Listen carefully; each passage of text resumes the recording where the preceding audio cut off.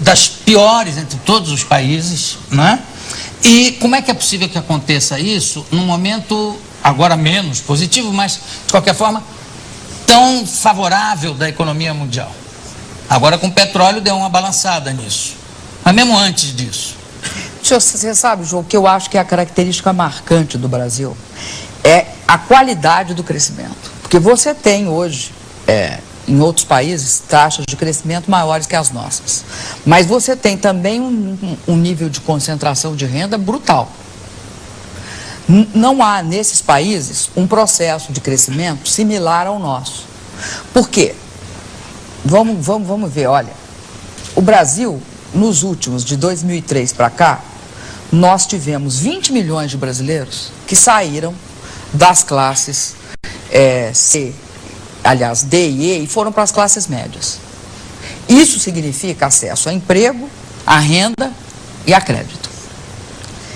Ao mesmo tempo, nós tivemos 10 milhões de brasileiros que saíram da mais pura miséria e foram, né, e saíram do limiar de pobreza através do Bolsa Família. Isso é reconhecido internacionalmente.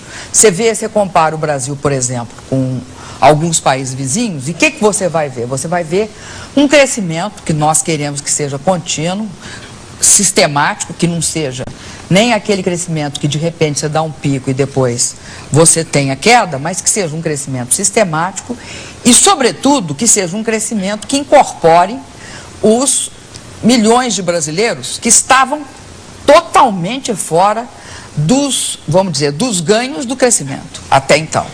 Então, isso significou que há hoje uma grande força no mercado interno brasileiro. Nós hoje estamos vendo que falta cimento, que está faltando, que em alguns casos falta mão de obra, mas que essas faltas vão sendo compensadas, porque hoje até está nos jornais que pode até faltar cimento localizadamente, porque tem muita obra acontecendo, e, portanto, se tem muitos empreendimentos ocorrendo, tanto o setor privado como o setor público estão investindo.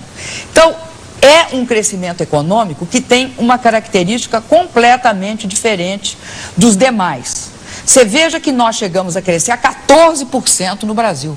Nós chegamos a crescer 14% em termos nominais, um pouco menos em termos reais. Mas nós tivemos um nível de crescimento na década de 70, que nós estávamos conversando, um crescimento extraordinário. Qual foi o resultado desse crescimento? Todas as favelas hoje que nós vimos no Brasil, elas têm uma data de nascimento. Pode olhar, no Rio de Janeiro, o alemão, Manguinhos e Pavãozinho, Pavão e Pavãozinho, ele começa por esse período. É o período logo depois do chamado milagre, com essas taxas enormes de crescimento, mas sem incorporação da população brasileira. Mas o narcotráfico também tomou conta dessas áreas, né? Mas eu acho que um dos fatores para ele tomar conta das áreas é a ausência do Estado nessas áreas. Sim. Porque como é que você explica que uma parte da população viva no Brasil sem... Eu vou voltar ao esgoto e à água, por quê? Porque nos países desenvolvidos, você sabe tão bem quanto eu, que eles universalizaram o acesso ao esgoto e à água no século passado, no início do século XX. Lá por 1910 ali, começaram a fazer saneamento, eletricidade. No Brasil, tinha gente até recentemente, eram em torno de 10 milhões de pessoas, que viviam do candeeiro, nas regiões rurais. E aí você não quer que o pessoal abandone o campo, a zona rural, e venha para a cidade, porque no mínimo ele vai ter luz elétrica. Claro, troca de condições. Nós, nesse período, pegamos 7 milhões e um pouquinho mais de pessoas na zona rural brasileira e levamos luz elétrica. Agora, você falou ainda há pouco... Então, a universalização de serviços é outro critério. Um dos critérios é a urbanização de serviços. O que nós hoje estamos fazendo? Nós estamos buscando acelerar o crescimento, garantir o crescimento da indústria e da agricultura. Nós talvez tenhamos feito uma grande revolução na agricultura familiar. Quase botamos 8,6 bilhões de reais de crédito para o pequeno agricultor familiar. E isso muda a qualidade de vida dele, garante que ele fica lá na região em que ele tem a sua pequena propriedade, garante um nível de vida adequado a ele, e agora nós vamos fazer um grande programa, inclusive, de acesso a recursos para ele financiar e para ter ou se for na zona leiteira, para ele ter um resfriador de leite. Em outras regiões, para ele ter um tratorzinho, enfim, para ele se mecanizar e aumentar a produtividade. Por quê, Jô? Porque esse país, que o pessoal, até setores consideram que tem um crescimento pífio, nós não estamos indo a lugar nenhum, hoje é um país que, do ponto de vista, né, das grandes nações internacionais, eles nos veem completamente diferente. Nós somos um país que tem o seguinte: nós temos alimento. Talvez nenhum país do mundo tenha produtividade na área de grãos como nós. Nós produzimos esse ano, nós estouramos, aliás, em 2007, todos os recordes. Nós produzimos 143 milhões de toneladas de grão. A nossa produtividade em frango, em bovinos, enfim, a nossa produtividade é altíssima. Então, nós somos uma das grandes reservas do mundo em matéria de produção de alimentos. Para nós, e ainda para nós conseguirmos ter vantagens comparativas, ter exportações, gerar renda para nós. E também, nós somos um país abençoado por Deus no que se refere à energia. Não vamos esquecer que a Petrobras passou a Microsoft. É mesmo? A Petrobras passou a Microsoft. Quer dizer, o Bill Gates deve estar se mordendo todo? Se mordendo todo. Por que a Petrobras passou a Microsoft? Por quê?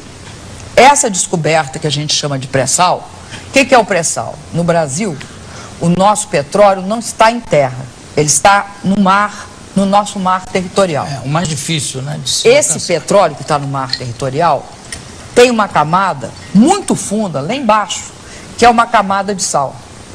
Essa camada de sal funcionou como um selante. Debaixo dela tem petróleo.